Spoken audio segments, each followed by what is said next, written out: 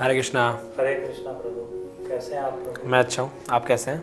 मैं अच्छा हूँ प्रभु, पर एक कॉन्फ्लिक्ट चल रहा है प्रभु मेरे साथ। पिछले एक वीक से कॉन्फ्लिक्ट सा चल रहा है मेरे अंदर ही अंदर। तो मैं उसी के रेफरेंस में आपसे आज मिलने आया हूँ। मैंने आपको कॉल भी किया था 3-4 दिन पहले, तो इसीलिए मैं आया हूँ आज आपसे मिलने। क्या प्रॉब्लम क्या है एग्जैक्टली? प्रॉब्लम प्रभु अगर मैं कहूँ तो मेरे के अंदर बहुत नेगेटिव इमोशंस आ रहे हैं पिछले एक वीक से। समवेयर मेरे को ऐसा हो रहा है कि आई एम फीलिंग फ्रस्ट्रेटेड, फिर साथ साथ मुझे एंगर भी आ रहा है, और इन सब से दिक्कत ये हो रही है कि मैं अपने वर्क पे फोकस नहीं कर पा रहा हूँ। मैं ध्यान मेरा भटका रहता है, और कहीं ना कहीं यही ऐसे स्टेट ऑफ माइंड में मैं आज चल रहा हूँ। कारण कुछ ऐसा पास्ट में कुछ ऐसा हुआ है? हाँ प्रभु, यानी मेरा 1 महीने पहले मेरा रिलेशनशिप था, तो 1 महीने पहले हमारा ब्रेकअप हुआ।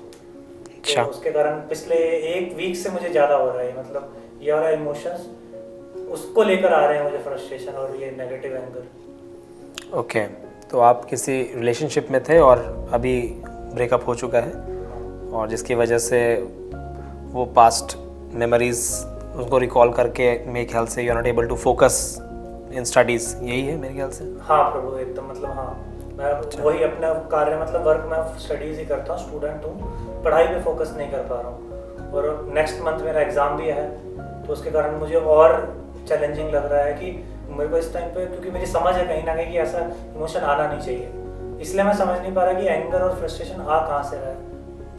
ओके, तो यहाँ पर ना थोड़ा सा हमें सोचना पड़ेगा, थोड़ा सा हम उस डायरेक्शन में जाएंगे जहाँ पर हम रूट कॉज को डिस्कस करेंगे कि क्यों हो रहा है ऐसा। बेसिकली कोई भी थॉट्स अगर आपके अंदर आ रहे हैं किसी भी तरीके की वजह से, तो वो पास्ट मेमोरीज़ के ऊपर बेस्ड होती हैं। तो जब हम किसी भी चीज़ के बारे में बार बार सोचते हैं, रेगुलरली सोचते हैं, तो उसके साथ हम अटैच हो जाते हैं, उस थॉट के साथ, या किसी ऑब्जेक्ट के साथ, या किसी व्यक्ति विशेष के साथ। तो जब भी हमारे अंदर ऐसा कोई अटैचमेंट आता है, तो वो हमें फिर इस लेवल तक लेकर आता है, फ्रस्ट्रेशन और एंगर जैसा अभी आप फेस कर रहे हो। इसका रूट कॉज अटैचमेंट है, जिसे हम कहते हैं आसक्ति। आसक्ति। आसक्ति। तो आसक्ति का मतलब, जैसे आप अपने गर्लफ्रेंड से काफ़ी अटैच्ड थे, है ना, आप रिलेशनशिप में थे, तो रिलेशनशिप में ना एक बहुत ही फाइन लाइन होना चाहिए between love and lust. Between love and lust, love में अटैचमेंट मतलब ये आसक्ति नहीं होती है, लस्ट में आसक्ति होती है। जैसे फॉर एग्जांपल, आप अपनी मम्मी से लास्ट टाइम आपने कब बात की थी? कल बात करी थी मैंने। कल बात करी थी। अभी आपके अंदर कोई हलचल कि मैंने मम्मी से बात नहीं की, मुझे बात कर लेनी चाहिए, मुझे अभी बात कर लेनी चाहिए, ऐसा कोई आपके अंदर एंग्जाइटी आ रही हो? नहीं आ रही है। There is a love, right? तो जहाँ पर लव होता है वहाँ पर एंग्जाइटी नहीं होता। अभी क्या है, आप रिलेशनशिप में थे, अभी टूट गया है, अभी आपका दिमाग जहाँ पर पढ़ाई में फोकस्ड होना चाहिए वो नहीं है। तो ऐसा इसलिए हो रहा है बार बार, क्योंकि आप बार बार उन चीज़ों के बारे में सोच रहे हैं। और आप सोच भी क्यों रहे हैं? क्योंकि अटैचमेंट है। जैसे हम भगवत गीता में हम कई बार डिस्कस करते हैं बहुत सारे श्लोक्स के बारे में, बहुत सारे वर्सेस हैं हमारे पास। आपने कुछ वीडियोस भी देखे होंगे, मैंने अटैचमेंट के ऊपर कुछ वीडियोस भी बनाई थी। तो 2nd चैप्टर में 62 वर्स, श्लोक 62, उसमें क्लियरली कृष्णा मेंशन कर रहे हैं कि ध्यायतो विषयान पुंसा संगस्तेषु उपजायते। ध्यायतो का मतलब यहाँ पर वर्ड टू वर्ड समझना पड़ेगा। आपको लग रहा हो कि आप एक प्रॉब्लम लेकर आए और मैं आपको भगवत गीता की तरफ लेकर जा रहा हूँ। नहीं सर, अगर आप सॉल्यूशन वहाँ है तो हम लोग वहाँ। एग्जैक्टली सॉल्यूशन तो है, भगवत गीता में सारे प्रॉब्लम्स के सॉल्यूशंस हैं। तो वर्ड टू वर्ड समझना पड़ेगा। मैंने कौन सा श्लोक बोला आपको? 2nd चैप्टर 62 62, एग्जैक्टली, हाँ 62। तो वहाँ पर क्लियरली वर्ड टू वर्ड मतलब समझना पड़ेगा आपको। क्या लिखा है? ध्यायतो विषयान पुंसा। ध्यायतो का मतलब किसी चीज़ के बारे में जब हम चिंतन करते हैं, सोचते हैं, ध्यान आप ध्यान कह सकते हो, या आप कह सकते हो कि हम सोच रहे हैं उसके बारे में। ध्यान तो बहुत ही एलिवेटेड वर्ड हो गया, है ना। ध्यायतो विषयान पुंसा। विषयान पुंसा मतलब, पुंसा मीन्स मनुष्य, जब मनुष्य किसी चीज़ के बारे में निरंतर सोचता रहता है ना। ध्यायतो विषयान पुंसा। अब वो कोई भी चीज़, इंसान भी हो सकता है, कोई वेबसाइट हो सकता है, कोई फ़ोन हो सकता है, कुछ भी हो सकता है। तो ध्यायतो विषयान पुंसा। फिर आगे है संग, ध्यायतो विषयान पुंसा संगस तेषु उपजायते। अब यहाँ पर देखो संगस लिखा है, संगस। संगस का मतलब है यहाँ पर आसक्ति। संगस मीन्स अटैचमेंट, ठीक है। संगस तेषु उपजायते मतलब किस चीज़ का वहाँ पर जनरेशन हो रहा है, आसक्ति, अटैचमेंट, एग्जैक्टली। तो अटैचमेंट का डेवलपमेंट हुआ कैसे? पहला क्या लिखा था, ध्यायतो विषयान पुंसा। पर आचार्य पर प्रभु मुझे ये नहीं समझ में आ रहा है कि अटैचमेंट तो समझ में आया लेकिन इससे एंगर कहाँ से आया? अभी मैं उसी पॉइंट पे आपको लेके जाऊंगा। इस श्लोक को मैं पूरा एक बार बोल देता हूँ। लिखा है ध्यायतो विषयान पुंसा संगस्तेषु उपजायते संज्ञात संजायते कामः कामः क्रोध उपजायते। दैट मीन्स जब आप किसी चीज के बारे में मनुष्य बार बार सोचता है तो आसक्ति की उत्पत्ति होती है, और आसक्ति से उत्पत्ति होती है काम की। काम मतलब यहाँ पर डिजायर कह सकते हैं आप, लस्ट कह सकते हैं, ठीक है। और फिर जहां पर लस्ट आया तो उसको फुलफिल करना चाहोगे ना आप। लस्ट आया तो उसको फुलफिल करना चाहोगे ना। आपको अभी भी थॉट आ रहा होगा कि मुझे बात कर लेना चाहिए या मुझे ये काम करना चाहिए, वो क्यों हुआ। लस्ट की फुलफिलमेंट जब तक नहीं होगी तब तक आपके अंदर क्या आएगा, क्रोध आएगा। और अगर ऐसा नहीं है कि फुलफिल हो जाएगा तो आप एकदम हमेशा you will be ever happy, नहीं। लस्ट की फुलफिलमेंट होते ही ग्रीड आता है, ठीक है। आप जब रिलेशनशिप में थे ऑलरेडी तो आपने कुछ ऐसा हुआ होगा जो you are not happy on that point, तो लस्ट आने से, लस्ट को फुलफिल किया तो ग्रीड होगा, फुलफिल नहीं होता है तो क्रोध आता है। तो अभी आप बहुत सारी चीज़ों के बारे में सोच रहे होंगे जो फुलफिल नहीं हो रहा होगा, और जब फुलफिल नहीं होता है तो क्या आता है, क्रोध आता है। जैसे कि अभी आप फ्रस्ट्रेट हो रहे हो, पढ़ाई में फोकस नहीं हो रहा है, तो कारण क्या है, रूट कॉज को हमें पहले पकड़ना पड़ेगा कि रूट कॉज है क्या। रूट कॉज है आसक्ति, अटैचमेंट। अभी भी अटैच्ड हो उन चीज़ों से जो आप पीछे छोड़ कर आए हो। तो आचार्य जी मुझे लगता है अटैचमेंट तो कोई बुरा इमोशन नहीं है। Attachment is highly negative, highly negative. Attachment, आसक्ति विनाश का कारण है। कृष्ण साफ साफ कह रहे हैं कि आसक्ति का अगर सर्वनाश नहीं होता है तो मनुष्य का सर्वनाश हो जाएगा। क्लियरली कृष्ण अर्जुन को भगवत गीता में मेंशन कर रहे हैं कि अगर आसक्ति का विनाश ना हुआ हे पार्थ तो मनुष्य का सर्वनाश हो जाएगा। तो अगर आप इन चीज़ों से नहीं निकल पा रहे हो तो आप पढ़ाई ही नहीं, आप किसी भी चीज़ पे फोकस नहीं कर पाओगे।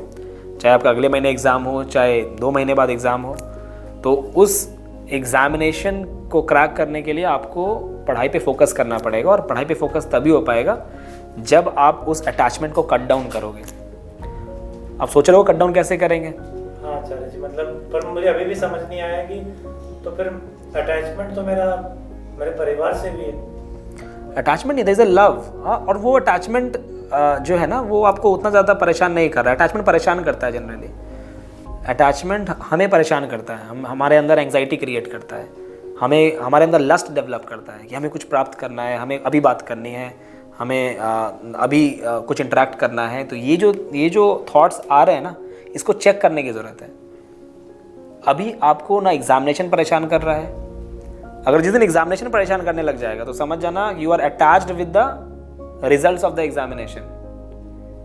अटैचमेंट किसी भी चीज़ से हो सकती है, और जिस चीज़ से भी अटैचमेंट होगी तो उसको चेक करने का सिंपल तरीका है कि क्या आपके थॉट्स बार बार स्ट्राइक कर रहे हैं क्या उसके रिगार्डिंग। उस चीज़ से संबंधित अगर थॉट्स आपके दिमाग में लगातार स्ट्राइक करने लग जाएं बैक टू बैक, तो आप समझ जाना कि आप उस चीज़ से आसक्त हो चुके हो। और एक बार आसक्ति अगर आ जाए तो फिर देखो क्या श्लोक में मैंने क्या बताया है। भगवत गीता चैप्टर नंबर 2 यहाँ पर मेरे पास रखा है, आप ले जाना, पढ़ लेना बाद में।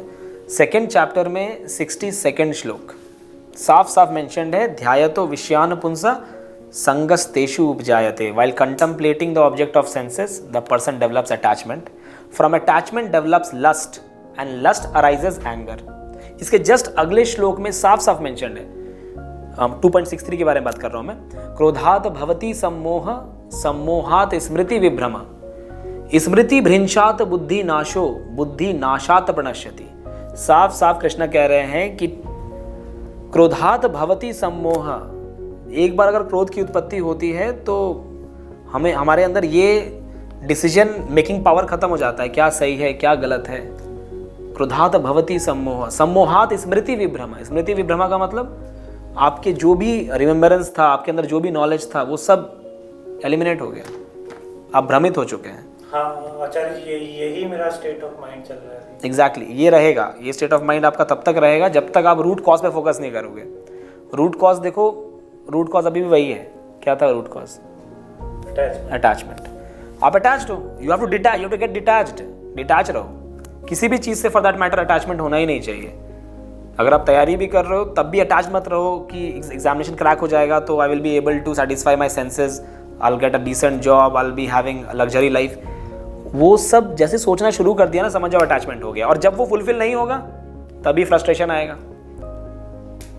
कुछ प्लान्स बनाए होंगे ना कि हाँ मैं रिलेशनशिप में हूँ तो मैं अब आगे इस तरीके से कैरी फॉरवर्ड करूँगा, ये होगा वो होगा। तो जब भी आप कुछ डिज़ायर कर रहे हो और वो फुलफिल नहीं होता है, मतलब सिंपल है, लस्ट फुलफिल नहीं हो रहा है, तो फ्रस्ट्रेशन, एंगर ये आएगा। और ये केवल आपके साथ ही नहीं है, I get daily mails and so many messages every day.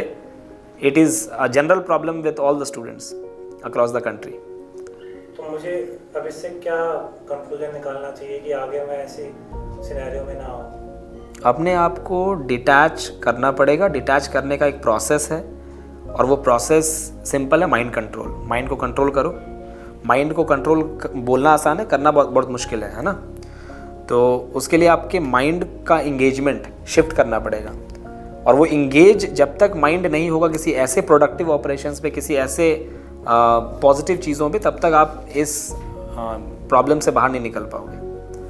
आपको अपने आप को इंगेज करना पड़ेगा किसी ऐसी जगह में जहाँ पर आपका माइंड वहाँ पर एक्टिवेटेड रहे, वहाँ पर इन्वॉल्व रहे, और आप जो भी पुराने आपके मेमोरीज़ हैं या जो भी थॉट्स हैं वो उस समय परेशान ना कर पाए। और जनरली आपने देखा होगा आप परेशान तब हो रहे होगे जब आप अकेले हो, अपने रूम में तैयारी कर रहे हो, तो उस समय थोड़ा सा ज़्यादा ये थॉट्स स्ट्राइक करता है। हाँ चलिए, मेरे को कहीं ना कहीं ये भी लग रहा है कि जो काफ़ी टाइम से जो लॉकडाउन चल रहा है उसके कारण और हाँ मे बी। तो start mixing up with people, talking to friends, talking to your family. Basic ये सॉल्यूशन है। अपने दोस्तों से बातचीत करो। जब कटे कटे रहोगे ना तो ये थॉट्स आपके दिमाग में आएंगे, ये बंदा अकेला है, अटैक करो, ऐसे ही होता है। लेकिन जैसे अभी आप मेरे से बात कर रहे हो तो अभी कंपैरेटिवली थोड़ा सा आपको लग रहा है कि हाँ लाइट फील हो रहा है, लेकिन जैसे आप अकेले होगे दोबारा फिर से ये थॉट आपके अंदर आएगा। तो इसलिए सबसे अच्छा तरीका है, इसे हम लोग ABCD मोड कहते हैं। A फॉर एसोसिएशन, मतलब संगति आपकी ऐसे लोगों के साथ होनी चाहिए जो कि पॉजिटिव हों, काफ़ी ज़्यादा पॉजिटिव बातचीत करें, कुछ प्रोडक्टिव चीज़ों के ऊपर बातचीत हो। B is book reading, read good books. Book reading is a very favourable engagement. जैसे भगवत गीता पढ़ो, ठीक है, या अपने एकेडमिक बुक्स आप पढ़ रहे हो, ठीक है। हाँ, एकेडमिक बुक्स में क्या है कि आपको एकेडमिक सॉल्यूशन मिलेगा, जो ये वाला सॉल्यूशन है वो एकेडमिक बुक में नहीं मिलेगा। तो जो आपके रियल लाइफ प्रॉब्लम्स हैं that can be mitigated by reading Bhagavad Gita. तो बुक रीडिंग, ए से मैंने बोला एसोसिएशन, तो वो अभी तो एसोसिएशन हो नहीं सकता किसी के साथ लॉकडाउन पीरियड में, तो ई एसोसिएशन हो रहा है अभी, है ना। हम लोग ऑनलाइन बात कर रहे हैं, लोगों से कम्युनिकेट कर रहे हैं, इंटरेक्ट कर रहे हैं, that is a association that we can involve in to. Second is book reading. Third thing is very important, chanting, मतलब ये मेडिटेशन बोलते हैं उसको, मंत्रा मेडिटेशन कहते हैं, ठीक है। मंत्रा मेडिटेशन, सोनिक वाइब्रेशंस से हम अपने आप को मेडिटेट करते हैं। और उसके बाद the fourth thing is diet, तो उसके बारे में बातचीत करेंगे बाद में। तो अभी फ़िलहाल आप जो कर सकते हो दैट इज़ वेरी सिंपल कि अपने माइंड को इंगेज करो बाय पॉजिटिव एक्टिविटीज़। और आपको पता होना चाहिए रिस्पॉन्सिबिलिटी आपकी क्या है। आपका एग्जामिनेशन नेक्स्ट मंथ है, तो आपका माइंड फोकस्ड होना चाहिए उस डायरेक्शन में।